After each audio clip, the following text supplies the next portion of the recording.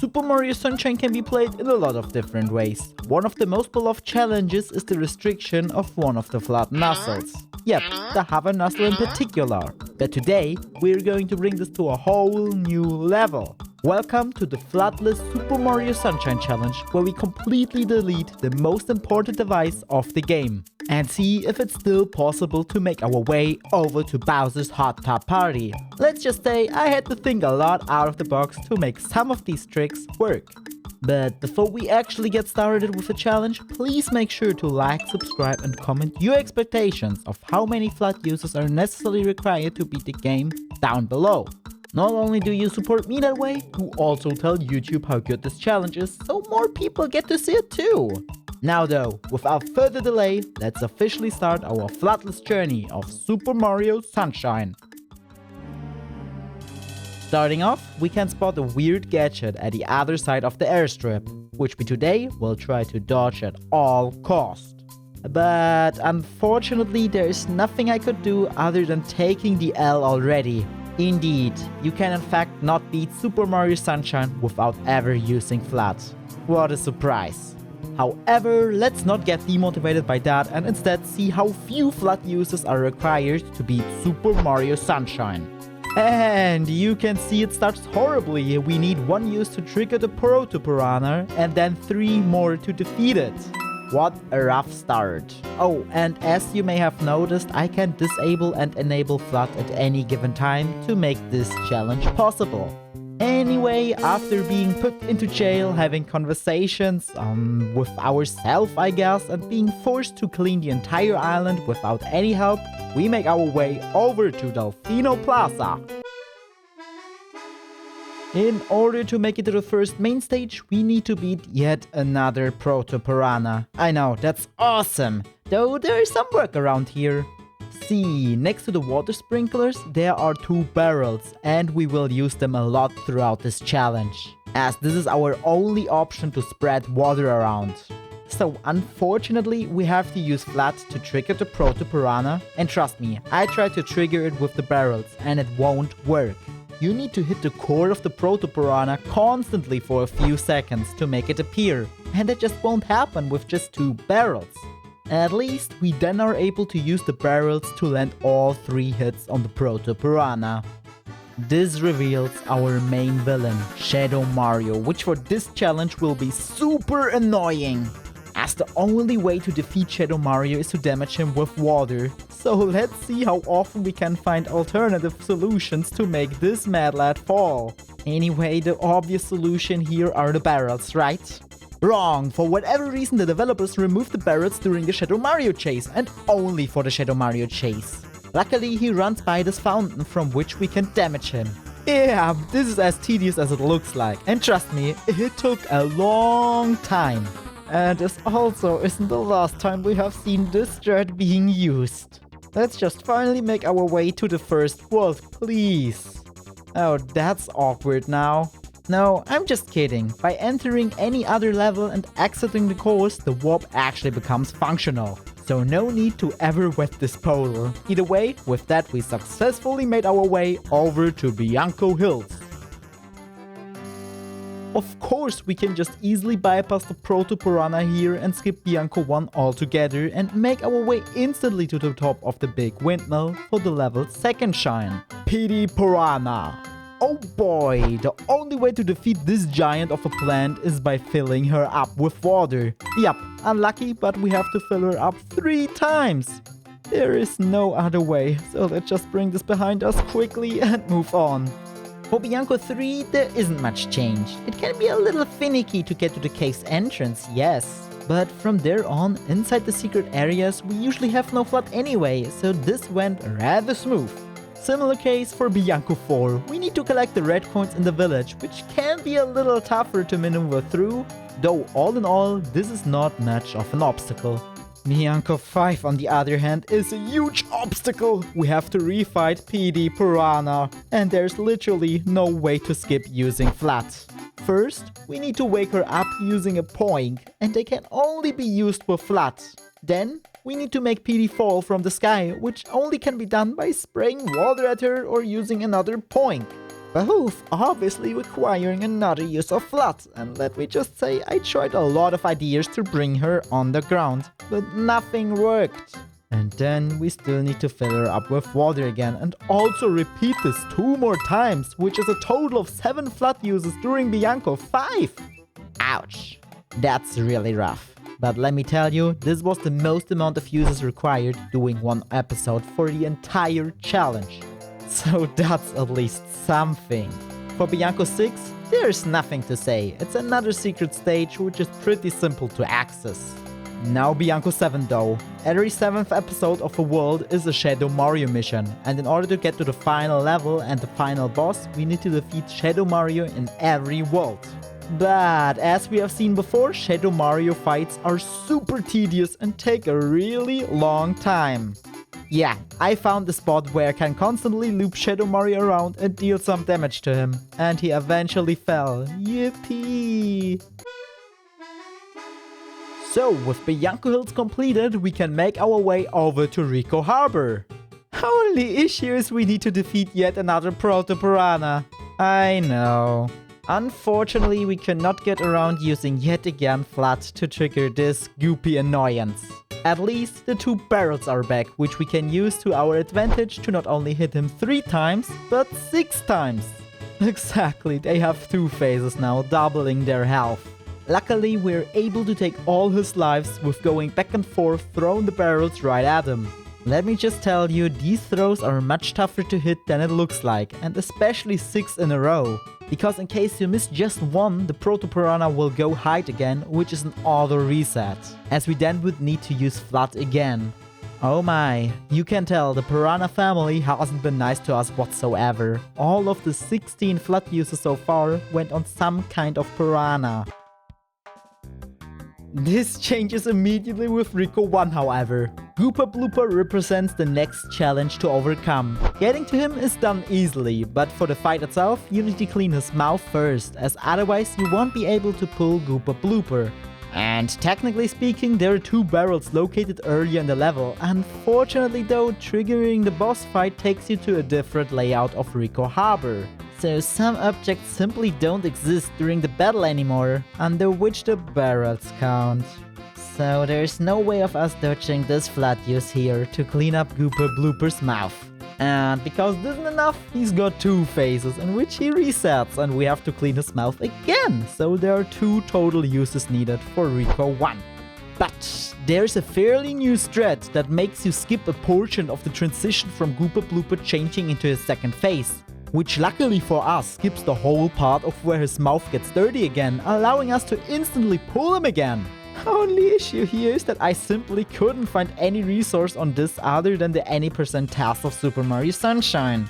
So I sadly was never able to replicate it myself, though I've seen being pulled off by runners before, so it definitely is possible. Only thing I do know is that you have to grab one of his tentacles during his phase transition and pull the tentacle out as soon as he prepares to spray goop around. I just never was able to make it to his tentacle fast enough. Now let's go quickly through the upcoming episodes. For Ricco 2, there isn't anything changed. We take our blooper rights and win. We simply just can't flex with some cool blooperless strats. Ricco 3 is just a longer journey, as you can't really skip much and have to take the intended route basically. Ricco 4 is another secret, and getting to the entrance also doesn't hold any troubles, as the developers really intended you to wall jump to get up there. Then Ricco 5 is yet another boss refight, and in this case of course against Gooper Blooper, and we again need to clean his mouth. Same deal here, it took me 2 Fludd uses, but if executed correctly the second use can again be skipped. Ricco 6 is zero different from a regular playthrough, as we just only have to rely on the ability of surfing, collecting 8 red coins on the way and not causing a lethal crash. And Ricco 7? Well, Shadow Mario spawns next to some water from where we can damage him, but then he starts to run away and makes his way onto the rafters, from where he never will leave again, so he never returns to his spawn location again. And no, there's no possibility ever to defeat him in one go. That just won't work with this limited amount of water. And there obviously is no water on the rafters, so unless we're able to somehow respawn Shadow Mario at the spawn point or something, we have to use Fludd once here to deal with him. Next up is, you guessed it, again another proto-piranha blocking the entrance to the third world. But I got good news, this is the final time one of these makes an appearance. Not so fortunately is its location, as the entrance of Gelato Beach is much further away from our beloved barrels than the other two levels we had so far. So we can position both barrels next to us, then use Fludd to as always trigger the proto-piranha, then timing our two throws into using Fludd for the third hit. Now we quickly make our way back to the barrels, grab the closer one and hurry back, as the proto-piranha is preparing for the second phase, which just gave us enough time to bring the barrel with us, landing the fourth hit. For the last two hits we need to use Fludd again, as there seemingly is no way of making it to the barrels and back in time. That's what I thought at least. In the process of writing this script I figured one Fludd use could be saved by repeating the same process up until the fourth hit into phase 2. Where then would travel back, position both barrels next to me again and just only had to use Fludd once more to re-trigger the proto-piranha, as they can't regenerate health. But before I get into attempting this, I realized I started the fight at the wrong position the first time. And now only had to try running back and forth from this position, hitting the proto-piranha with a barrel. And magically, it somehow worked. But believe me, this window is extremely tight and allows no arrows whatsoever. Imagine the painful experience of the Ricco unlock, but 10 times harder. Seriously, it's crazy I was able to pull this off and not ended up shaving off just one more Fludd use. No, but instead 3 total more, all of which I thought were unavoidable due to the large distance. Gelato Beach is interesting. See, from the beginning you can spot the last Shine Sprite, locked away at the bar, which you can regularly not access. But of course people have found and developed methods to obtain it anyway. However, we do need to use Fludd once in order to hover over to the Shine once we clipped into the hut's roof. This automatically gains us access to every previous episode, including of course the Shadow Mario Act 7. And the reason why I decided to skip Gelato Beach altogether is pretty simple. For the first episode, we already were required to use Fludd once, as the dune butts can only be activated by water, and guess what? There are no barrels around. Nor can we bring the water from the ocean near the dune butts. So in both cases we are at one Fludd use, and this doesn't include any of the other episodes where I'm sure we had to use Fludd at least one more time. As I see no way of bypassing the use of the dune butts for the Wiggler boss fight either. Oh, and by the way, there exists a method of obtaining the 8th Shine without the use of the hover nozzle. However, since we don't have Fludd at all, we cannot follow the setup as it requires backflipping and sidestepping, which only can be done with Fludd. So I'm sure it's technically still possible to somehow pull it off, but no one's really bothered to figure out a setup just for a silly challenge like this. For Gelato 7 on the other hand, we unfortunately have a similar case to Ricco Harbor, where Shadow Mario starts kind of next to some water, but will run away instantly, never getting back close to any water, so we definitely have to use Fludd here to take care of him and move on. Pinna Park shows a lot of Mario Sunshine's plot, but there's no way you don't know about that already. And I don't believe you're here to know more about Shadow Mario being in reality Bowser Jr., who claims to be the son of Bowser and Peach, which is just messed up. So let's continue with the fun part. Okay, I'll stop. Pinna 1 is all about the Mecha Bowser fight, which to my surprise worked out. Yeah, you are supposed to launch rockets hitting Mecha Bowser by using Fludd, though for whatever reason the rockets still launch if you don't have Fludd. However, they get shot backwards and with a downwards angle. But hey, I'm not complaining. Pinna 2 is another secret, so we first have to trick the Monty Mole so he lets us enter his cannon, because defeating him would require spraying his ball bombs. And the secret itself obviously is not special at all. Then Pinna 3 is about collecting the park's red coins, which yes is really annoying to do without using the hover nozzle, but it's another mission being completely possible without ever using Fludd. Pinna 4 on the other side isn't. In order to wake these giant Yoshis up, we need to spray them for a short period of time. Technically we can also perform 3 consecutive spam sprays, because that's also enough to wake these fakers up. However, you can only wake up 3 snoozer Koopas at once. Yup, That's really their name. Thus, it makes no difference, so I decided to defeat them safely, one by one. Still, unfortunately increasing our total Fludd count by another 5. Then the rest of Pinner at least went super smooth again. So funny enough, we have to take the intended route for Pinna 5 and do a couple wall jumps to cheese the section anyway. Pinna 6 is just another secret to which we gain access with Yoshi, so there's no Fludd required, and for Pinna 7 we finally take down Shadow Mario again, using our most beloved thread of this challenge, the repetitive water pounding. After that, these shenanigans continue, as Shadow Mario once again is causing troubles in Delfino Plaza. That's because when we cleared Pinna 4, the mission with the Snoozer Koopas, we also unlocked Yoshi. Though this only applies for all the levels and not the hub world, therefore we have to beat him up yet again in order to make it to the next world. Luckily, we again can use one of the fountains for some more water pounding. Yippee! Seriously, I always felt split when there was a possibility of killing Shadow Mario. Of course I was glad I could skip a Fludd use, but at the same time I knew what was coming up and it's really annoying. Either way, we ended up making Shadow Mario fall and lose the Yoshi egg, with which we now can conquer the next stage.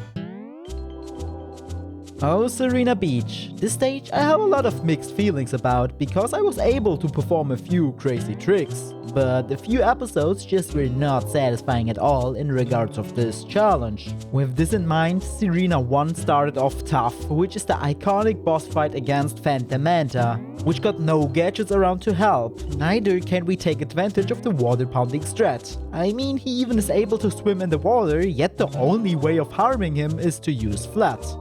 And now call me biased, but I'm not going to count 96 on the Fludd counter, since this is the total amount of pieces Phantom Manta consists of. I'm going to count this as one use being required to take down the original big Phantom Manta, which just tanked a whole tank of Fludd. Let's just move on. Sirena 2 was free, we just had to wall jump up the floors and make our way through the secret stage. Sirena 3 is typically a no-brainer because the skip we do in here is really easy. I say typically because the banana clip requires Fludd for a backflip, which we obviously cannot do in this case. Our workaround here is to place the banana a little further to the right. Exactly, we still will abuse this banana to clip. Anyway, jump backwards into the banana, it will push you through the wall. Now we need to be careful because any sort of quick movement will just push us back to where we were. So use the first person view to change the camera angle and then carefully move the stick so Mario doesn't clip out of the bed again. Now we can directly hold towards the pool area and you see Mario starts to fall through the floor. But you can also see Mario being half inside the pool area, so with a precise ground pound we can actually clip to get to the higher floor. This is because ground pound shortly increases your height before gaining downwards momentum.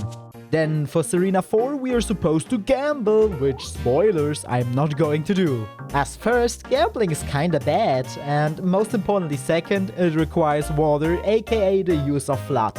So instead I'm going to use a Hoverless strat to grab the invisible ledge at the top. And honestly, this is a little tougher than it looks like.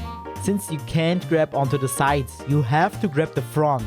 Anyway, this still was the easier part, as now speedrunners sidestep to walk through the invisible ceiling. With no Fludd, we don't have this privilege though. But of course I didn't give up and figured out by mashing jumping and diving at the same time, I also can somewhat clip through the ceiling. Nowhere near as far than by sidestepping of course, but I ended up on another ledge from where I thought it was over. But I kept trying, and eventually this happened. I don't really know how and why this happened, but I gladly take this. And the secret? It was a piece of cake. Sirena 5 is the King Boo fight, and yet again there's no other solution than spraying him so he can start the slots. From there, it's just being lucky to get the perfect outcome, which is fruits, something else, and lastly fruits again. Since you can't get fruits twice in a row, that adds up 5 to our Fludd counter. Now, if you're really into Super Mario Sunshine, you may say, but there is something called cycle skips, which make it possible to get fruits thrice. But for this challenge, I'm telling you, it's not worth it. Since for each cycle skip you need 2 Fludd uses, one to basically start the cycle skip and one to end it. Which at the end also would add up to 5 total Fludd uses, so it literally has 0 impact for this challenge. And I'm not going to pull off this like 0.01% chance. Nope. For Sirena 6, I don't even want to say much. We need to clean the beach, and even though we have barrels, they are limited, since once they are used, they won't respawn. So as long as we can't duplicate barrels, this won't be possible, because I got nowhere near close of scrubbing that beach with the barrels. And I tried a few ideas. So just let's add one more Fludd use for cleaning up the remaining parts the barrels weren't able to. And in Sirena 7, we were able to bait Shadow Mario to some water in the lobby area and took him down. We instantly continue with Noki Bay. In episode 1 we have to take down a Monty Mole in his cannon. However, this time we cannot bypass this by jumping into the cannon hole. This time we have to defeat him. But as I said earlier, for Pinna Park, this requires water. But it'd be boring if I didn't figure out a way of doing it without using Fludd. See, by making our way to the top, there's this little pool of water, which is not close to the bob-ombs at all, but instead to the spring, which needs to be wetted so we can transport it. First, I tried to position it next to the Monty Mole so he could throw his bob-ombs on top of the spring so the explosion radius would hit him. But this didn't really work out, and I still don't know if he can even be hurt when I never interacted with the bob-ombs in the first place. After messing a bit more around, I came up with placing down the spring right on top of the cannon hole, which doesn't just look funny, but also grants us just enough height to ledge grab onto the level's peak, where also is some more water. From here I used a water pound strat to hopefully connect with a bob-omb, and eventually it worked. It's super annoying since the movement of the bob-ombs is really random sometimes, or they just blow up for fun, causing a chain reaction. Or I did it alright, but couldn't grab the bob-omb because of all the stupid goop. Either way, after repeating this for about 20 minutes straight, it at least resulted in some unusual ending. Can't say I've that ever seen before. Noki 2 got the regular clip you may know from speedruns, so nothing special to see here. Crazy though, we're able to abuse the same spring twice to our advantage. Noki 3 is the bottle's red coins, and for some reason not having Fludd equipped means we can't maneuver Mario around at all. We just sink down drowning to death, so unfortunately that means we have to enable Fludd during this whole underwater sequence, and this same rule applies to Noki 4. So this is just your average eel fight, so nothing special can be seen here. For both, this will add up 1 Fludd use each since we constantly are underwater, thus making it impossible to remove Fludd in the process. With Noki 5 we have to raise Piantissimo, and let's be real, this guy is no threat with Fludd, nor is he without. So let's just jump to Noki 6 right away, where we need to get to the shell's secret. And yes, it's a little trickier to move Mario safely from wire to wire, but it really isn't that bad. From there on, it's your average secret. And for Noki 7, we can hit Shadow Mario at the bottom of the level. It just again is tedious, as you may have guessed by now, because we need to chase him all the way to the top of the level just to jump down again. And please don't ask why exactly he's able to swim and stuff. This never made sense to me as well. We are now approaching the end of this run and therefore the last world of Super Mario Sunshine, though getting there presents the first issue. I first thought I need to do 180-degree wall kicks to climb the Shine Gate, but the Shine Gate actually is slightly angled, making this really painful. After attempting this for a few minutes, I then came to the realization that I literally have a monkey brain, because I forgot about Yoshi, who can jump incredibly high. So, well, it turns out that there never was any issue to begin with apparently, I was just silly.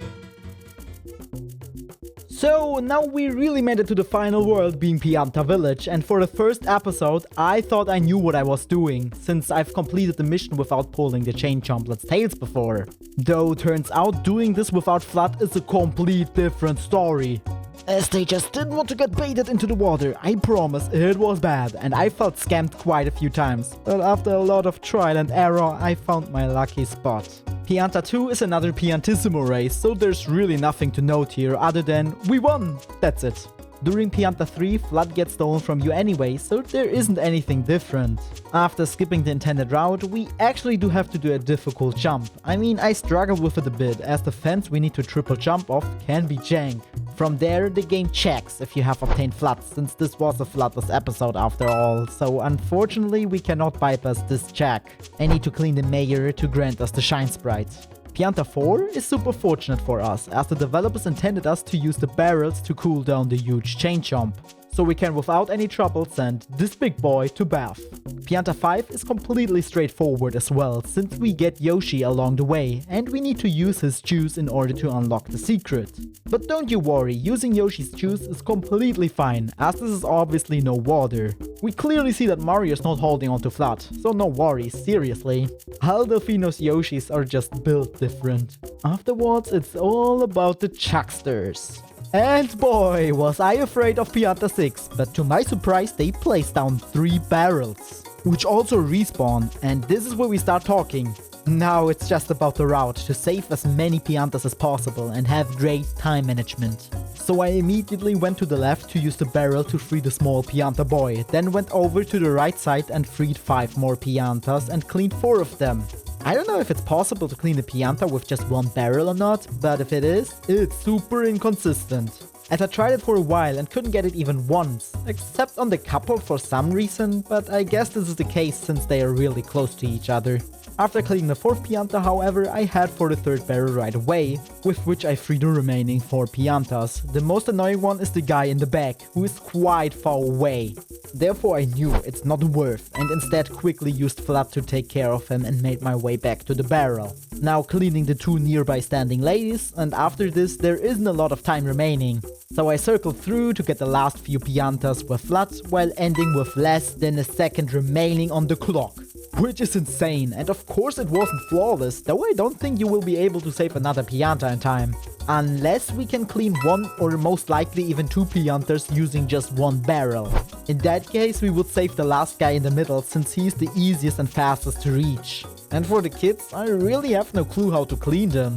Like, I tried to clean them a few times, it didn't even make any progress. But in any case, I'm so glad this mission only took 4 Fludd uses. You will learn something new about this game every time you play. Oh, and Pianta 7 was the worst Shadow Mario by far, due to his fire trail and him avoiding getting close to this pond, which is the only way of damaging him. With Shadow Mario finally now being defeated in every single level, Delfino Plaza gets flooded. And we can make our way into the grand finale of this challenge. It is time for Corona Mountain. This place is meant to test your platforming skills you develop throughout the entire time, but let me tell you, this won't be possible as they really want you to use Fludd to get across, as otherwise we won't be able to bypass the burning fire platforms. But this finale won't end up losing it all at the final stretch. So we need to perform a sick jump over the first fire platform while being careful to not go too fast or too slow, as otherwise these spikes would kill us instantly as well. And then you see this fiery fish. We will abuse him by taking damage to actually swim in the lava. If you haven't seen this before, you might ask, how can you swim in lava? But I got you covered. See, lava in Mario Sunshine is basically just water, which will kill you instantly once you touch its surface. But since we got hit by the fish first, we can't be damaged again right away, so we use the damage boost to bypass the insta-kill zone of the lava. And from there we can simply swim all the way over to the end of the level. But since the surface will instantly kill us, we need to stay underwater. Issue here is that the distance is way too far. But again, we can use damage boosting to our advantage here as well, as losing 1 health of air got the same effect as losing 1 health of energy. So we can precisely get back to the surface right when we lose 1 health of air, just to recover multiple pieces of air again. Just be careful, go back to the surface too early or staying at the surface for too long will instantly kill Mario. But you'll develop a timing for it, and thus allowing to swim an endless amount of distance under lava. After making it to the other side, we carefully need to time our jump out of the lava onto the safe platform, but now unfortunately can no longer avoid to use Fludd, since we need the rocket nozzle to blast us up to the final boss fight. However, instead of using it a few times, we store 2 rockets at once and send us zooming right into the Bowser fight. Okay, here's some clarification. Now I said I stored 2 rockets, and stored is the keyword here. Since I launched off with multiple rockets at once and this all was performed in one step, I consider this just one use of Fludd's rocket storage. Instead of 2 rockets have been stored in the process. I hope that makes sense for you. With that being sorted out now, we start the final bit of this challenge. Bowser in the hot tub with his son and Peach. Funnily enough, this fight actually is not too complex and isn't causing too much troubles unlike most other bosses. Anyway, every time Bowser jumps, the whole battlefield starts to shake, making it possible with a regular jump dive into a ground pound to trigger the hot tub falling apart. And dodging Bowser's fire breath also is no big obstacle either, so repeating this 4 more times will seal the challenge with no Fludd being required during the entire boss fight. Wow, that felt good to say for a boss battle for this challenge, honestly. This was a crazy journey throughout the entire challenge, and I really am surprised how well it worked out. Seriously, I expected much worse before starting all this.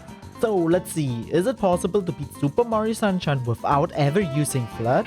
No, of course not, it's not, and I don't think anyone really expected this to happen. But it's possible to beat this game with a total of 44 Fludd uses, which is on average less than a Fludd use for every single Shine Sprite collected during this challenge. And theoretically speaking, we can probably save at least 2 more, being the Goopa Bloopa Phase 2 skips. Maybe even some more, but I'll let you guys philosophize about this in the comments. And let me know if you want to see more such challenges in the future, Sunshine or even other games. Now you really stuck to the very end, huh? Thank you so much, and subscribe if you haven't already to not miss out on more upcoming projects. Now YouTube thinks you might be interested into this video as well, so let's see if that is true. But for the time being, I'ma say, see ya!